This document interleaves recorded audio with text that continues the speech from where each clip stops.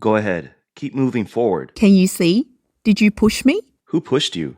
Keep moving forward. Don't push me. We are one group. You pushed me. You've been cutting in line. Who cut in front of you? This is my group. Keep moving forward. On August 19th, Malaysian actress Rosa Chong posted on Facebook about her experience as a part-time tour guide. She was leading a group of 14 to Canas Lake in Xinjiang, China. While waiting in line for a shuttle bus to the fish viewing platform, Ms. Chong was pushed by a man and his mother. She initially blocked them from cutting in line, but the man shoved her from behind, and his mother moved to the front. The man shouted repeatedly, "Who pushed you? Who cut in line?" He also struck Chong's arm and said, "Let the elderly go first." Chong responded, using the elderly as an excuse, yet this elderly woman has remarkable strength when pushing. A local guide intervened, allowing Chong's group to proceed. Xinjiang, China has faced criticism for human rights issues. In recent years, the Chinese government has promoted foreign tourism to improve its image. However, Chong's travel experience was unfavorable. Chong noted she could have reported the incident to the police, but questioned its effectiveness. She felt arguing with such individuals would likely yield only a verbal apology, and the police might ask her to delete the video to avoid publicizing the issue. She also said that mother and son filmed her retaliation, adding, "You two showed me a clash of culture and morality." 5 hours after the clash with a Chinese tourist, Chong reposted the video stating, "When you meet difficult people, confront them directly. When you face aggressive people, be even tougher." Her frustration clearly lingered. A Malaysian commenter said queue jumping isn't limited to Malaysians visiting China. Chinese tourists do the same in Malaysia.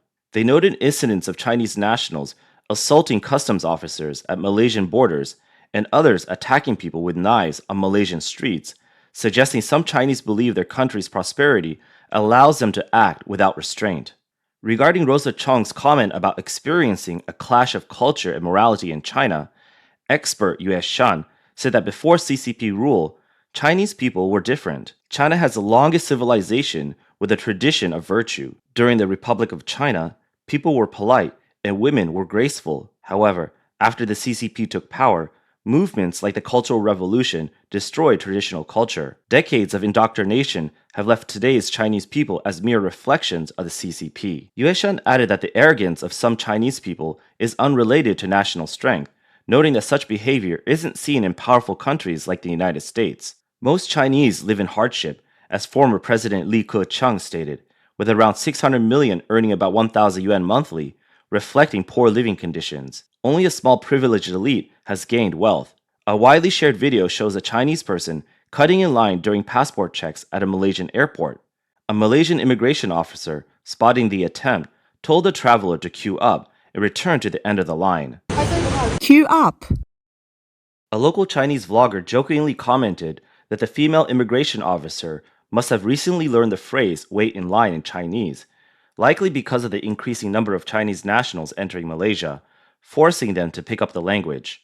Since China and Malaysia lifted visa requirements for each other, more and more Chinese nationals have been visiting Malaysia, and the many troubling incidents that have occurred have left locals stunned. Recently, a Malaysian homestay owner posted on Xiaohongshu stating that a Chinese man from Wuhan surnamed Guan and his friends rented a room from him. In the early hours of August 14th, about 2 hours after these Chinese tourists entered the room, they likely triggered a fire alarm by smoking, using prohibited equipment, or burning something.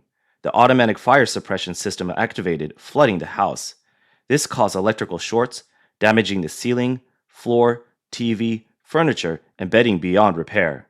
After the incident, these Chinese tourists failed to contact the owner and fled during the night. 6 hours later, they sent a message claiming they would reach out to resolve the issue, then disappeared completely. Photos posted by the homestay owner on Xiaohongshu show the entire property flooded, with the interior in disarray.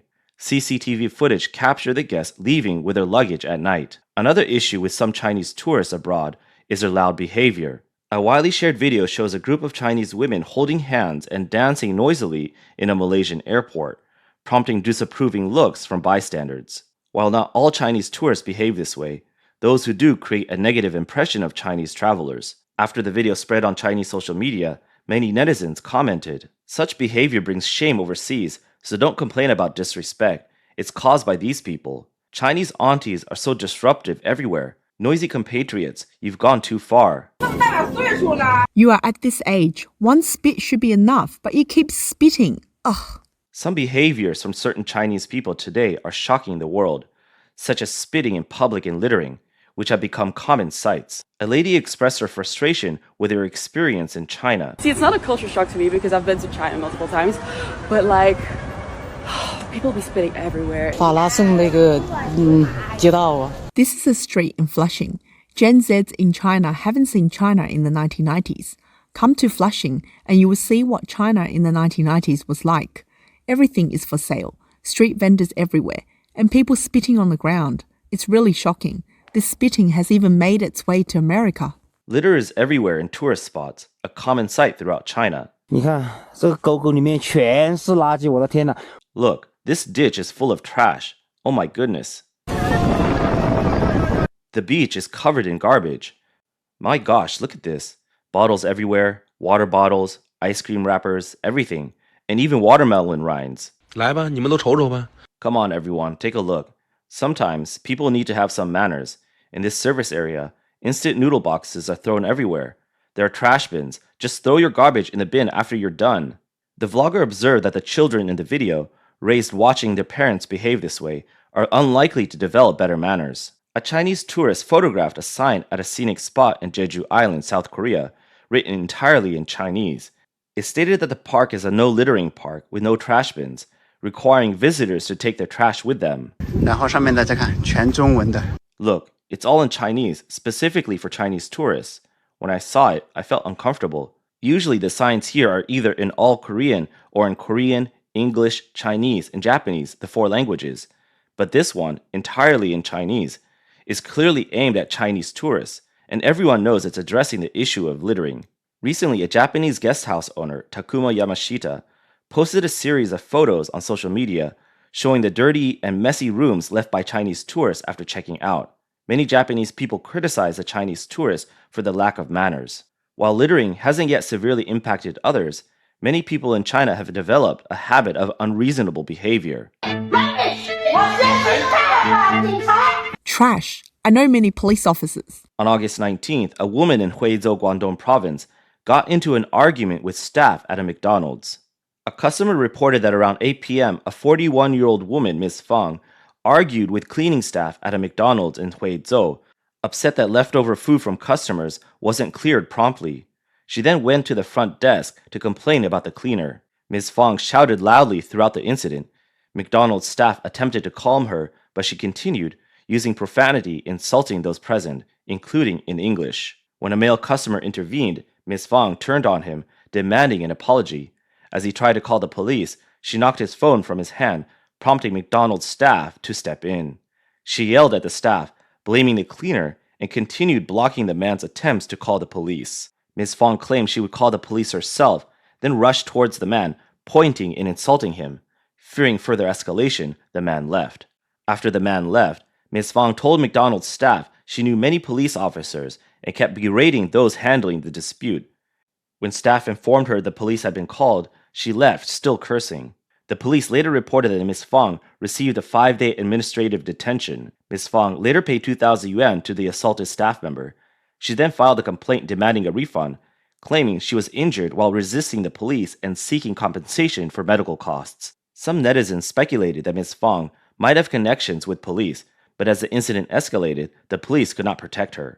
On August 15th, a video circulated online showing a dispute between 2 passengers on a flight that landed at Chengdu Tianfu International Airport. An upset female passenger poured water from an open bottle onto the head of the person seated next to her. The flight from Rome to Chengdu Tianfu was disrupted by a disagreement over seat reclining. Airline security and flight attendants intervened. Both passengers requested police involvement, and the matter was handed over to the airport police after landing. Chinese diplomats' behavior under the CCP has also drawn criticism internationally. In recent years, the wolf warrior approach of diplomats like Wang Yi, Zhao Lijian, Hua Chunying, Liu Xiaoming, and Liu Shangyi has sparked controversies, further damaging China's diplomatic reputation. During his tenure as a spokesperson for China's Ministry of Foreign Affairs, Zhao Lijian frequently spread misinformation, such as claiming that the U.S. military personnel may have brought SARS-CoV-2 to Wuhan during the 2019 Military World Games. He offered no evidence for this claim, yet Beijing continues to promote this conspiracy theory. After the US Senate passed the Uyghur Forced Labor Prevention Act in July 2021, Zhao Lijian dismissed allegations of forced labor as a fabricated lie. However, victim testimonies, academic research, media investigations, and information from the Chinese government and companies reveal a human rights crisis that contradicts his statement. Recently, former Hong Kong chief executive Liu Chungying and his wife caused a disturbance in a Finnish park, confronting Falun Gong practitioners, drawing international criticism. Liu's actions, seen as part of the CCP's efforts to suppress dissidents abroad, exemplify the negative image of such officials. 你们在香港的一切都暴露了。 You've been exposed in Hong Kong. With your names, we can immediately check when we get back, one by one. The Finnish Ministry of Foreign Affairs confirmed the incident to BBC Chinese, stating that any threats or intimidation are unacceptable. The entire incident was filmed and posted online, showing their aggressive behavior, which quickly became international news. The question remains, what was he trying to achieve? Chinese dissident Mr. Jie Lijian from the Chinese Democracy Movement commented, Liu Chungying is a disgrace to the world. Chinese people still have the habit of bringing their domestic bribery practices abroad. On June 6, a 41-year-old Chinese man and his friend arrived at Singapore Changi Airport's Terminal 1 from Beijing. Unable to provide itinerary or hotel booking details, they were deemed not genuine tourists and denied entry. Taken to a holding room, they were told to book return flights to Beijing. While being escorted to the restroom, one man hinted at bribing the officers, claiming he had several $100s and suggesting they negotiate. The officers ignored him and directed him to the restroom. After leaving the restroom, the man again asked if they could negotiate. The officers firmly rejected the offer, stating no negotiation was possible. On the way back to the holding room, the man offered Singapore dollars as tea money. During further questioning, the man offered 1,000 Singapore dollars as a tip to avoid delays and deportation. The officer reported the incident, leading to the man's arrest that day. On June 26, he was charged in court and sentenced to 2 months in prison for attempted bribery. Bribery attempts by ordinary Chinese individuals pale in comparison to the large-scale corruption by Chinese state-owned enterprises internationally. According to May reports by Political and Brussels Times, Belgian prosecutors stated that since 2021, Huawei has bribed European officials under the guise of business lobbying with high payments, lavish hospitality, and football match tickets. 8 individuals, including a senior Huawei executive in Europe, have been charged with money laundering, organized crime, and corruption. As the scandal grew, the European Parliament and European Commission revoked Huawei personnel's access to EU institutions and will review affiliated personnel case by case. In 2023, Zhang Li, co-founder of Guangzhou RNF Properties, admitted in a U.S. court to bribing San Francisco official Mohamed Nuru in 2018 to secure a construction contract. Zhang provided Nuru with luxury food, drinks, accommodations, and transportation during a trip to China. Zhang faced U.S. Department of Justice charges in 2021, was arrested in the UK in December 2022, and extradited to the U.S. 6 months later. Although he avoided conviction through a deferred prosecution agreement, the case raised concerns about the extent of corruption by Chinese businessmen in the U.S. Mr. Xu, a Chinese expatriate in Southeast Asia, cited the saying, "If the upper beam is crooked, the lower beams will be too." He believed the decline in ordinary Chinese people's behavior stems from the deteriorating quality of leadership. Under Xi Jinping's rule and the CCP's influence, negative traits have been amplified, creating a negative international image for Chinese people. Xu hopes for a future without the CCP, where Chinese culture can be revived.